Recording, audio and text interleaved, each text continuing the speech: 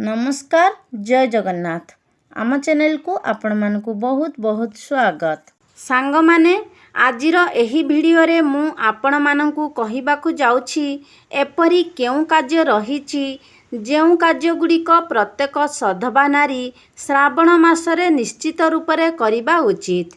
सांग माने श्रावण मासटी को सधवा नारी एवं कुआरी कन्या मानक पाई अत्यंत शुभ बोली माना जाइथाए। सांग माने आमर एही 12टी मास भितरु श्रावण मासटी अत्यंत पवित्र होइथाए। एही मासटी भगवान शिवशंकर एवं माता पार्वती समर्पित अटे। श्रावण मासटी को गंगा जल भली पवित्र बोली माना जाइथाए एवं एही पवित्र श्रावण मासरे जेउ भी भक्त प्रकृत श्रद्धा एवं विश्वासर सहित भगवान भोलानाथ एवं माता पार्वतींकर शरण नहीं थांती तांकर समस्त मनस्कामना समस्त इच्छा को प्रभु भोलानाथ एवं माता पार्वती पूर्ण करि थांती। सांग माने जदि आपण श्रावण मासर सोमवार रे केवल गोटिए लोटा जल ही भगवान शिवशंकर को अर्पण करि दियंती तेबे भगवान शिवशंकर आपणक समस्त संकट को दूर करि देई थांती। सांग माने एही श्रावण मासरे जदि आपणक घरर कौनसी भी सदस्य श्रावण मासर सोमवार रे शिवलिंग रे गोटिए लोटा जहाँकि तंबार लोटा होइथाए सेही लोटारे गोटिए लोटा जल एवं किछि गंगा जल एवं लाल रंगर फूल भगवान शिवशंकर को अर्पण करती तेबे आपणकर जीवन रे चलीथिबा दारिद्रता दूर हो जाइथाए धन जनित समस्या दूर हो जाइथाए। सांग माने जदि आपण माने श्रावण सोमवारर व्रत करुछंती एवं आपण सधवा नारी अटंती तेबे आपण प्रभु शिवशंकरंकर पूजा करिबा सहित प्रत्येक दिन माता पार्वतींकर मध्य पूजा करिबा उचित।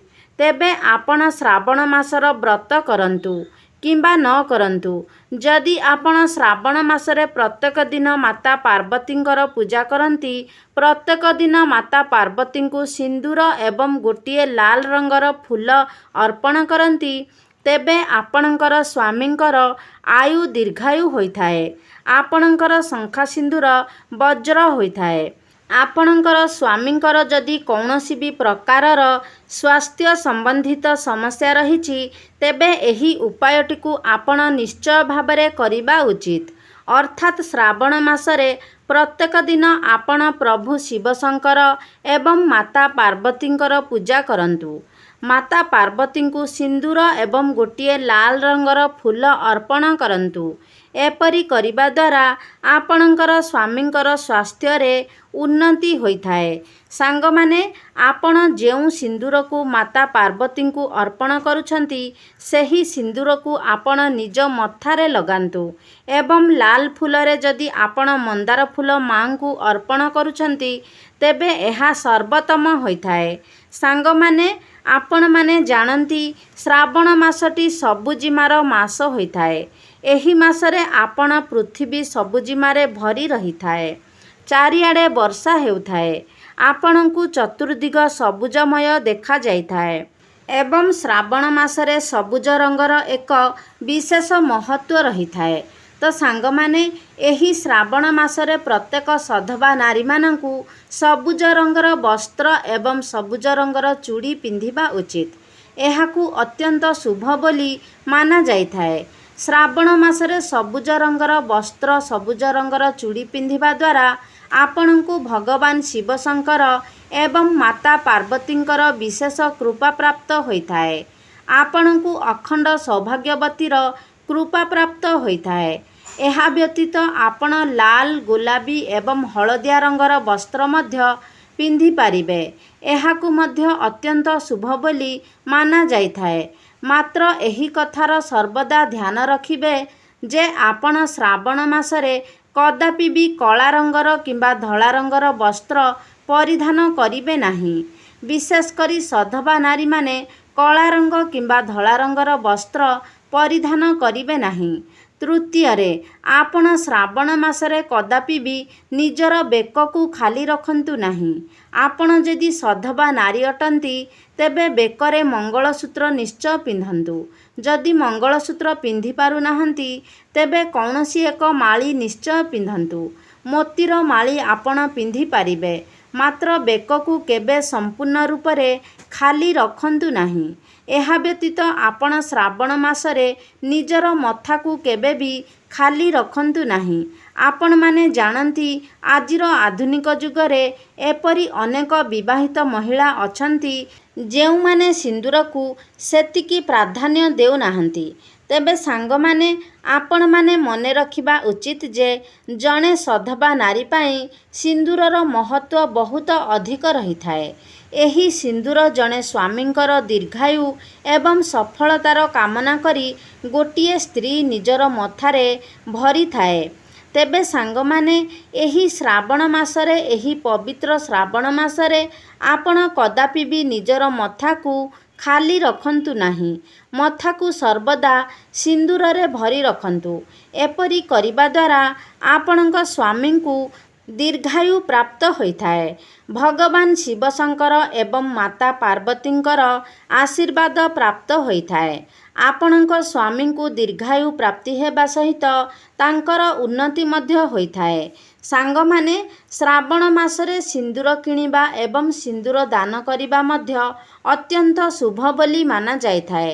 ତ ଶ୍ରାବଣ ମାସରେ ଆପଣ ସିନ୍ଦୁର କିଣିପାରିବେ ଏବଂ ସିନ୍ଦୁର କିଣି ଅନ୍ୟ ସଧବା ନାରୀମାନଙ୍କୁ ଉପହାର ସ୍ୱରୂପ ମଧ୍ୟ ଦେଇପାରିବେ। ଏହା ଅତ୍ୟନ୍ତ ଶୁଭ ବୋଲି ମାନାଯାଇଥାଏ। ସାଙ୍ଗମାନେ, ପ୍ରତ୍ୟେକ ସଧବା ନାରୀମାନଙ୍କ ପାଇଁ 16 ଶୃଙ୍ଗାର ଅତ୍ୟନ୍ତ ଗୁରୁତ୍ୱପୂର୍ଣ୍ଣ ହୋଇଥାଏ।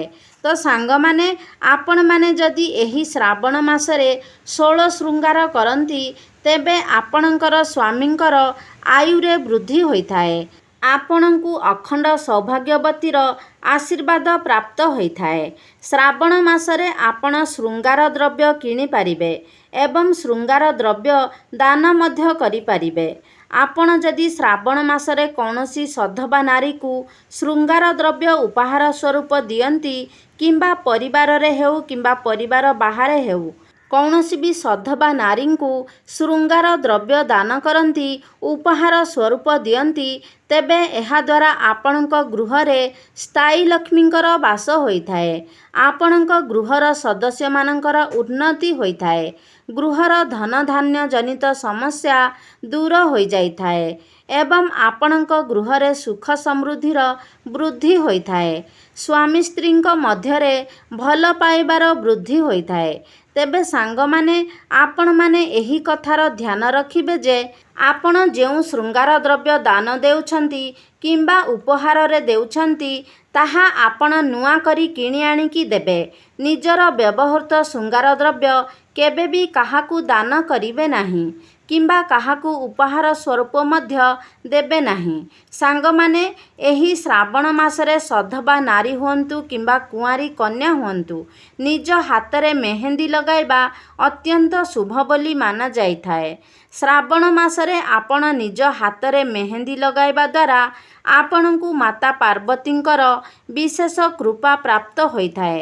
ସାଙ୍ଗମାନେ, ଶ୍ରାବଣ ମାସରେ ମା ପାର୍ବତୀଙ୍କର ପୂଜା କରିବା ସହିତ ଆପଣ ଯଦି ଏହିସବୁ କାର୍ଯ୍ୟଗୁଡ଼ିକ କରନ୍ତି, ନିଜକୁ ଭଲ ଭାବରେ ସଜାନ୍ତି, 16 ଶୃଙ୍ଗାରରେ ସଜାନ୍ତି, ତେବେ ଆପଣଙ୍କୁ ମାତା ପାର୍ବତୀଙ୍କର ଆଶୀର୍ବାଦ ବହୁତ ଶୀଘ୍ର ଏବଂ ବିଶେଷ ରୂପରେ ପ୍ରାପ୍ତି ହୋଇଥାଏ, ଯାହା ଆପଣଙ୍କର ସ୍ୱାମୀଙ୍କର ଆୟୁକୁ ଦୀର୍ଘ କରିଥାଏ।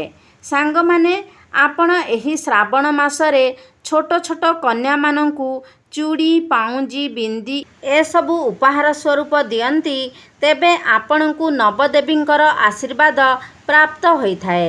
ଆପଣଙ୍କୁ ମା ଲକ୍ଷ୍ମୀ, ମା ପାର୍ବତୀ ଏବଂ ମା ସରସ୍ୱତୀଙ୍କର ବିଶେଷ କୃପା ପ୍ରାପ୍ତ ହୋଇଥାଏ। ଆପଣମାନେ ଜାଣନ୍ତି ଛୋଟ ଛୋଟ କନ୍ୟାମାନଙ୍କ ଭିତରେ ସାକ୍ଷାତ ଦେବୀଙ୍କର ବାସ ହୋଇଥାଏ। ତେଣୁ ଆପଣ ଯଦି ତ୍ରିଦେବୀଙ୍କର ଆଶୀର୍ବାଦ ପ୍ରାପ୍ତ କରିବା ପାଇଁ ଚାହୁଁଛନ୍ତି, ଆପଣଙ୍କ ଜୀବନର ସମସ୍ତ ସମସ୍ୟାଗୁଡ଼ିକର ସମାଧାନ କରିବା ପାଇଁ ଚାହୁଁଛନ୍ତି, ତେବେ ଆପଣ ଛୋଟ ଛୋଟ କନ୍ୟାମାନଙ୍କୁ ଏହି ସବୁ ଜିନିଷ ନିଶ୍ଚିତ ରୂପରେ ଉପହାର ସ୍ୱରୂପରେ ଦିଅନ୍ତୁ। ଛୋଟ ଛୋଟ କନ୍ୟାମାନଙ୍କୁ ଏହି ସବୁ ଜିନିଷ ଉପହାର ସ୍ୱରୂପ ଦେବା ଦ୍ୱାରା ଆପଣଙ୍କର ଅନେକ ପାପ କ୍ଷୟ ହୋଇଯାଇଥାଏ। ଆପଣଙ୍କୁ ଅନେକ ଗୁଡ଼ିଏ ଯଜ୍ଞ କରିବାର ପୁଣ୍ୟଫଳ ପ୍ରାପ୍ତି ହୋଇଥାଏ। 100ଟି ଯଜ୍ଞ କରିବାର ପୁଣ୍ୟଫଳ ଆପଣଙ୍କୁ ପ୍ରାପ୍ତ ହୋଇଥାଏ। ଗଙ୍ଗା ସ୍ନାନ କରିବା ପରେ ପୁଣ୍ୟର ଫଳ ଏବଂ ଗୋଦାନ କରିବାର ପୁଣ୍ୟଫଳ ଆପଣଙ୍କୁ ପ୍ରାପ୍ତି ହୋଇଥାଏ। ସାଙ୍ଗମାନେ, ଶ୍ରାବଣ ମାସରେ ଯଦି ପ୍ରତ୍ୟେକ ସଧବା ନାରୀ ଏହି ସବୁ ଛୋଟ ଛୋଟ କାର୍ଯ୍ୟଗୁଡ଼ିକୁ ପ୍ରତ୍ୟେକ ଦିନ କରନ୍ତି, ତେବେ ଏହାଦ୍ୱାରା ଆପଣଙ୍କୁ ପ୍ରଭୁ ଭୋଳାନାଥ ଏବଂ ମାତା ପାର୍ବତୀଙ୍କର ବିଶେଷ କୃପା ପ୍ରାପ୍ତ ହୋଇଥାଏ। ଏହି କାମଗୁଡ଼ିକ ମଧ୍ୟରୁ କୌଣସି ବି କାମ କଠିନ ନୁହେଁ। ଏହି କାମଗୁଡ଼ିକ ଆପଣଙ୍କ ପାଇଁ ଅତ୍ୟନ୍ତ ହିଁ ସହଜ। ତେବେ ଆପଣ ନିଶ୍ଚିତ ଭାବରେ ଶ୍ରାବଣ ମାସରେ ଏହି ସବୁ କାର୍ଯ୍ୟଗୁଡ଼ିକ କରନ୍ତୁ। ଆପଣଙ୍କର ଏବଂ ଆପଣଙ୍କର ପରିବାରର ଏହାଦ୍ୱାରା ମଙ୍ଗଳ ସାଧନା ହୋଇଥାଏ। ତେବେ ସାଙ୍ଗମାନେ, ଆଜିର ଏହି ଭିଡ଼ିଓଟି ଆପଣମାନଙ୍କୁ ନିଶ୍ଚିତ ଭାବରେ ଭଲ ଲାଗିଥିବ।